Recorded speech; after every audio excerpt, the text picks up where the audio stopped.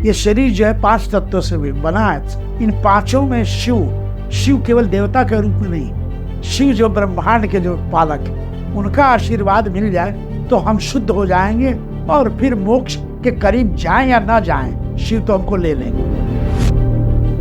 जब नापा ये किया तो कहा कि सब जगह ये कैसे हो रहा है, एक जगह हुआ, 2 जगह हुआ, 3 जगह हुआ, 4, कितनी जगह भाई? 108 का नापे तो सब जाके मिल रहे हैं, सबकी रेजे जाके वहां मिल जा रही हैं। तो यहीं से तो क्रिया शुरू हुई।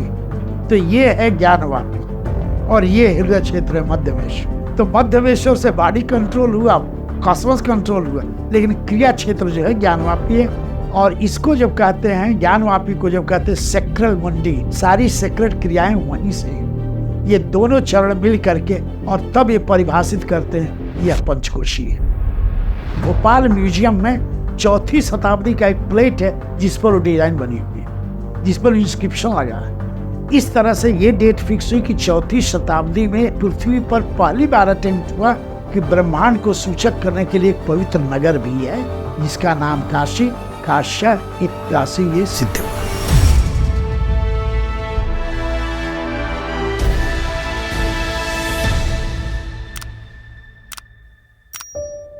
जब हम काशी के नाम की व्याख्या करते हैं तब सबसे पहले यदि हम इतिहास के संदर्भ में देखें तो महाभारत में इसका वर्णन आता है कि काशराज की बात आती, या जिसे हम बाद में काशी राज का।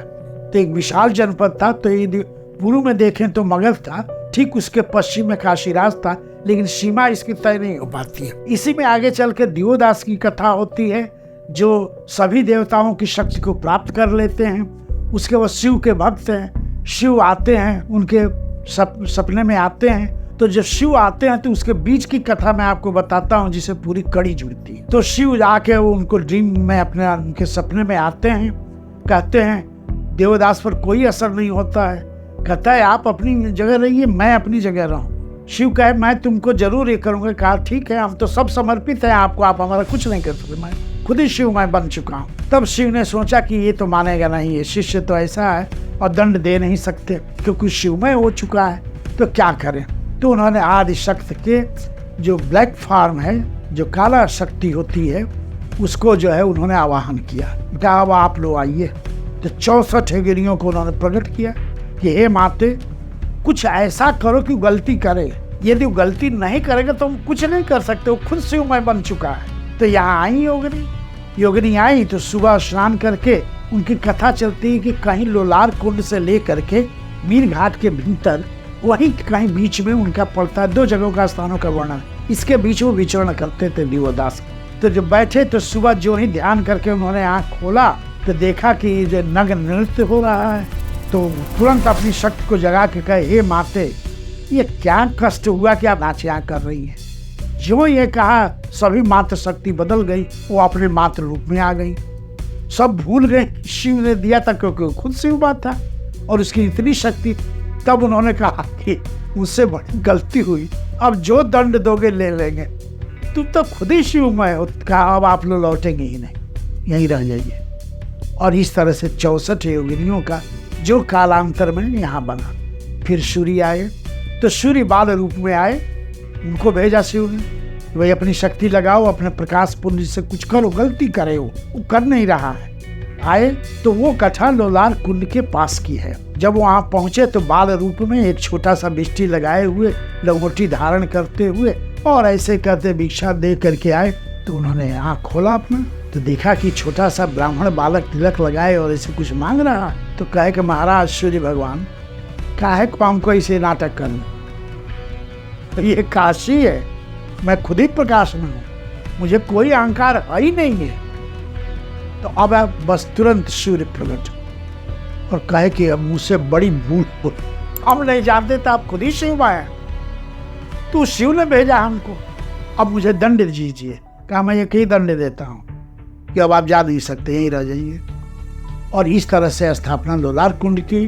उन्होंने फिर अपना 12 रूप बदला और इस तरह से 12 आदित्यों की कथा चलती है। फिर गणेश भी बालक रूप में आए, वही भी यही किए। फिर वही कथा उसी तरह रिपीट होती है। तो उनको भी वही कहा कि आपका दंड यहीं पर रहिए। तो उन्होंने 56 रूप अपना दिखाया। पूरे भारत में प्राचीनतम जो मंदिर है गणेश के वो 56 ही है, जिसमें से 22 महाराष्ट्र में, तो वो सब यहाँ पर हो गए। तो ये कथा इस तरह से पूरी चलती रही। तो इससे एक बात स्पष्ट होता है कि विभिन्न जो दैव शक्तियाँ रही और मनुष्य रूप में आती हैं और दिवदास के सामने फिर मनुष्यवत होकर उन्हीं से प्रार्थना करती हैं और बसती हैं। तो यह जो महत्व है ये किसी नगर में इस तरह का नहीं है जो आज तक हम लोग अध्ययन किए हैं या जिन गुरुओं से मैंने सीखा है, आज भी सीख रहा हूँ। ये कथा कहीं नहीं कि आ करके देव लोग ही आए और फिर मनुष्य का रूप लेकर वहीं रह जाए। तो इस तरह से ये कहना कि किसकी नगरी है, तो दानवों की है, राक्षसों की है, शिव भक्तों की भी है। तो इसमें मुड़कट्टा वीर भी है और जो है महाक्रोधी जो है भैरव भी है। इस तरह से सबका हुआ। तो ये हुआ। अब जो तीसरी व्याख्या है कि जब हम कहते हैं कि काशी थी और इसको कहते हैं ब्रह्मांड को दिखाने लग गई, तो जब भी ब्रह्मांड को हम लेंगे तो अपने जो हमारा न्यूमेरिकल शास्त्र है, जो अंक शास्त्र पे सब व्याख्या करते हैं, तो इसमें दो चीज़ें मिलती हैं। एक तो केंद्र होना चाहिए, दूसरा उसका रेडिएशन से त्रिज्या होनी चाहिए, तभी वो गोला खींचेंगे। और गोला ही सूचक है। यह भी पूरे विश्व में सबसे पहले कि गोला के द्वारा पूरे ब्रह्मांड को प्रदर्शित, दो चीज़ें ऐसी हैं जो भारतीयों का किसी से कोई तुलना नहीं, इस पर कोई भी द्वंद्व नहीं है। तब हुआ कि भाई ये कैसे हो सकता है। तो स्कंद पुराण का जो खंड है, 6वां खंड है, जिसे हम काशी खंड के नाम से जानते हैं, तो उसका एक काल नहीं है। कुबेरनाथ जी लिखते हैं कि 6वीं शताब्दी 7वीं से आरंभ होकर 13वीं तक चलता है। विभिन्न पोर्शन विभिन्न काल में लिखेंगे। ये आप पर है कि कैसे आप उसका निर्णय लेते हैं और कैसे फील्ड में करते हैं। हम लोग का मूल विषय ये था कि वो केंद्र देखें क्या है। तो जब 2100 मंदिरों के लिस्ट में देखा तो एक ही नाम है, ये दो नहीं है, मध्यमेश्वर, मध्य प्लस ईश्वर।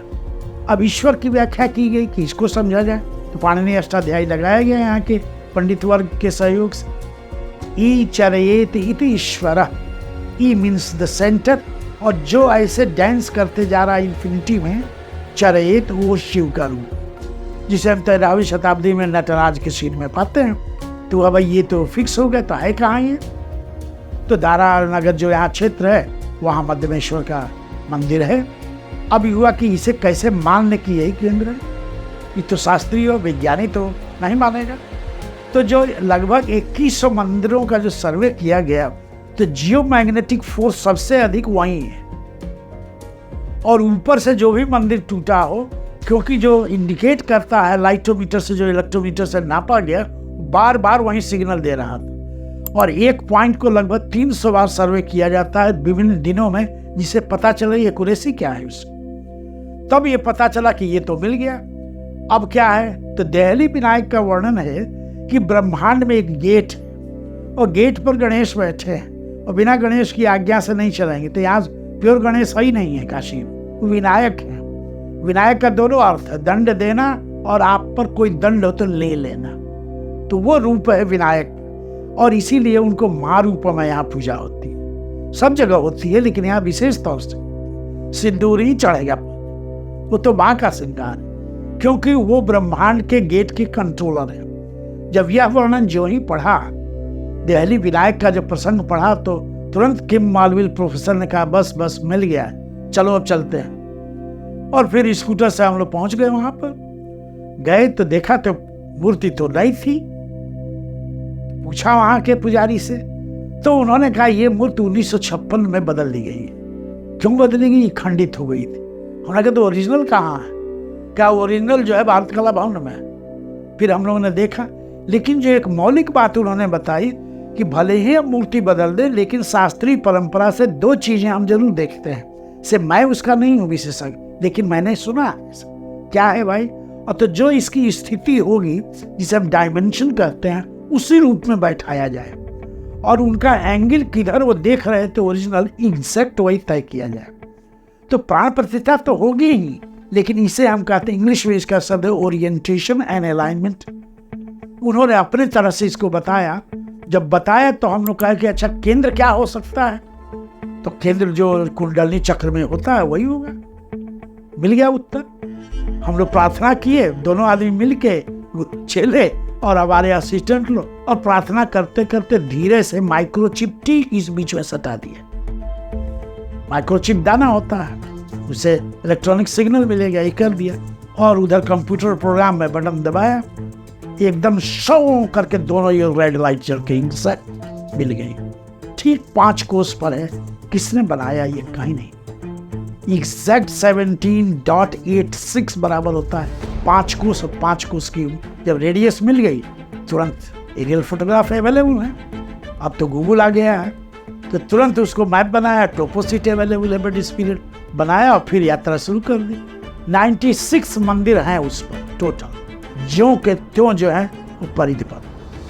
तब उसका रिकॉर्ड खोजा गया, जाके भोपाल म्यूजियम में 4वीं शताब्दी का एक प्लेट है जिस पर वो डिजाइन बनी हुई है, जिस पर इंस्क्रिप्शन लगा है। इस तरह से ये डेट फिक्स हुई कि 4वीं शताब्दी में ऑलरेडी परिभाषित करके ब्रह्मांड को सूचित करने के लिए पृथ्वी पर पहली बार अटेम्प्ट हुआ कि ब्रह्मांड को सूचक करने के लिए एक पवित्र नगर भी है जिसका नाम काशी, काश्य काशी ये सिद्ध। तो यहाँ जो मध्यमेश्वर की बात हो रही है, प्योर सिद्धांत प्रैक्टिकल जब वही आप करेंगे यात्रा, तो ज्ञानवापी केंद्र है। और ये थियोरेटिकल फिजिक्स, सैद्धांतिक जो भौतिक विज्ञान है, उसमें कहा जाता है कि जब तक 2 केंद्र नहीं होंगे एनर्जी कोलाइड नहीं करेगी और नहीं जनरेट करेगी। किप मालवीय का कहना है कि 20-25 साल में यही सोचते रहे कि कहाँ 2 कहीं हो सकता है क्या मानव के द्वारा। तो लैब में तो हम लोग बहुत किए, अप्लाइड चीजें किए, क्वांटम फिजिक्स किए, यहाँ आए तो 2 मिल गया। ज्ञानवापी में ही संकल्प होगा, संकल्प छुड़ाया जाएगा। और मध्यमेश्वर में केवल सैद्धांतिक आप कैलकुलेशन कर रहे हैं, मध्यमेश्वर में संकल्प नहीं होता है। संकल्प लेना, संकल्प छुड़ाना दोनों ज्ञानवापी में। तो जब ज्ञानवापी से फिर नापा गया दिल्ली विनायक का केंद्र का, तो उसमें पाया गया कि सीधे रेजे जिससे जुड़ती हैं। अब यहाँ जो किप मालवीय का कथन ये है कि प्राचीन काल में जो चीजें रही हैं वो ऋषि लोग इससे प्रकृति के इतने क्लोज थे कि उन चीजों को आप भी वही हैं, लेकिन आज आप प्रकृति के करीब नहीं, तो वो ग्रैस्प कर लेते थे। और उन्होंने एक कला विकसित कि इस तरह के जो भी दैविक चीजें थी उसको किसी रूप में ग्रैस्प करो और उसको कोई रूप दे दो। तो रूप दे दिया यात्रा का, तो आपने यात्रा तो किया, मूल चीज़ भुला गए, मूल आपको पता ही नहीं है। जब नापा ये किया तो कहा कि सब जगह ये कैसे हो रहा है, 1 जगह हुआ, 2 जगह हुआ, 3 जगह हुआ, 4, कितनी जगह भाई, 108 का नापे तो सब जाके मिल रहे हैं। 99% 2-3 फ्लक्चुएशन है, जहाँ बिल्डिंग में कुछ गड़बड़ी थी हम लोग नाप नहीं सके हैं, सबकी रेजे जाके वहाँ मिल जा रही हैं। तो यहीं से तो क्रिया शुरू हुई। तो ये है ज्ञानवापी और ये हृदय क्षेत्र है मध्यमेश्वर। तो मध्यमेश्वर से बॉडी कंट्रोल हुआ, कॉस्मोस कंट्रोल हुआ, लेकिन क्रिया क्षेत्र जो है ज्ञानवापी है। तो इसको इंग्लिश जो शब्द है उसको कहते हैं एक्सिस मुंडी, वो है मध्यमेश्वर। और इसको जब कहते हैं ज्ञानवापी को जब कहते हैं सेक्रल मुंडी, सारी सेक्रेट क्रियाएं वहीं से, ये दोनों चरण मिल करके और तब ये परिभाषित करते हैं यह पंचकोशी है।